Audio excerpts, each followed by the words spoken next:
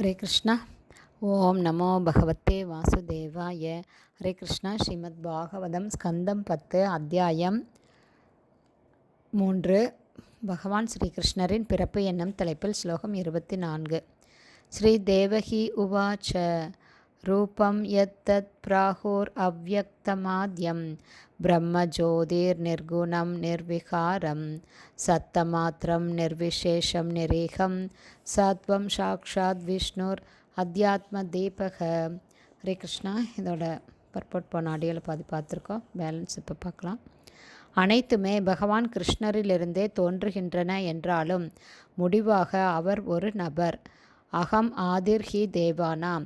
அவரே பிரம்மா, விஷ்ணு மற்றும் மகேஸ்வரன் ஆகியோருக்கு மூலமாவார். அவரிலிருந்து வேறு பல தேவர்கள் தோன்றுகின்றனர். எனவே ஸ்ரீமத் பகவத்கீதையில் 14.27 பிரம்மனோ ஹி பிரதிஷ்டாகம், பிரம்மம் என்னை சார்ந்துள்ளது என்று பகவான் கிருஷ்ணர் கூறுகிறார். மேலும் பகவான் இவ்வாறு கூறுகிறார், ஏ அப்பி அந்ய தேவதா பக்தா யஜந்தி ஸ்ரத்தையான் விதா தே அப்பி மாம் ஏவ கௌந்தேய யஜந்தி அவிதிபூர்வகம். குந்தி மகனே, பிற தேவர்களுக்கு ஒருவன் அர்ப்பணம் செய்பவை எல்லாம் உண்மையில் எனக்கு மட்டுமே உரியவையாகும். ஆனால் உண்மையான புரிந்துணர்வு இல்லாமல் அவை படைக்கப்படுகின்றன என்று பகவத்கீதை 9.23 பகவான் கூறுகிறார். வெவ்வேறு தேவர்களை தனித்தனி கடவுள்கள் என்றெண்ணி அவர்களை வழிபடுபவர்கள் பலர் இருக்கிறார்கள். அது உண்மையல்ல. தேவர்களும் ஜீவராசிகளும் பகவான் கிருஷ்ணரின் பின்னப்பகுதி என்பதுதான் உண்மை. மமை வாம்சோ ஜீவலோகே ஜீவபூத என்று பகவான் கூறுகிறார். தேவர்களும் ஜீவராசிகளின் பிரிவை சேர்ந்தவர்களே. அவர்கள் தனித்தனி கடவுள்கள் அல்ல. ஆனால் பக்குவமற்ற அறிவையும் ஜட இயற்கை குணங்களால் களங்கமடைந்த அறிவையும் உடையவர்கள் அவர்களுடைய புத்திகளுக்கு ஏற்ப வெவ்வேறு தேவர்களை வழிபடுகின்றனர். எனவே பகவான் இவ்வாறு கூறுகிறார், காமைஸ்தைஸ்தேர் ஹிருதஜானா பிரபத்யந்தே அந்ய தேவதா. அவர்கள் புத்தியில் குறைந்தவர்களாகவும் முன்னேற்றம் அடையாதவர்களாகவும் உண்மையை நன்கு ஆய்ந்தறியாதவர்களாகவும் இருப்பதால் அவர்கள் தேவர்களின் வழிபாட்டிலும் மாயாவாதத்தை போன்ற கற்பனையான தத்துவங்களிலும் ஈடுபடுகிறார்கள். பகவான் கிருஷ்ணர் அல்லது விஷ்ணுவே அனைத்திற்கும் உண்மையான மூலமாவார்.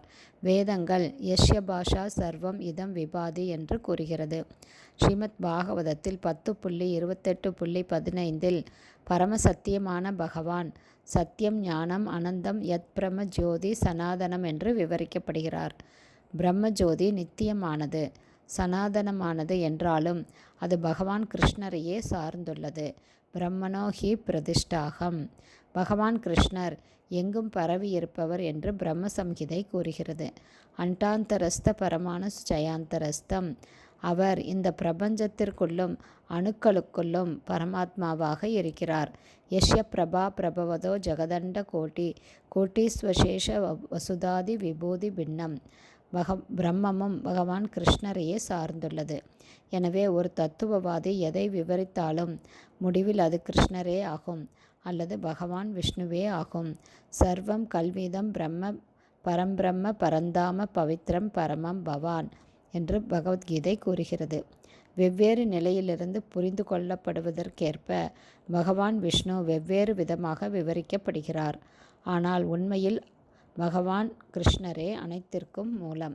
ஹரே கிருஷ்ணா. ஸ்ரீமத் பாகவதம் ஸ்கந்தம் 10 அத்தியாயம் 3 பகவான் கிருஷ்ணரின் பிறப்பு என்னும் தலைப்பில் பதம் 24 ஸ்ரீல பக்திவேதாந்த சுவாமி பிரபுபாதாவின் விளக்க உரை அடுத்த ஆடியோவிலும் தொடரும். ஹரே கிருஷ்ணா. குருதேவுக்கு ஜெய்.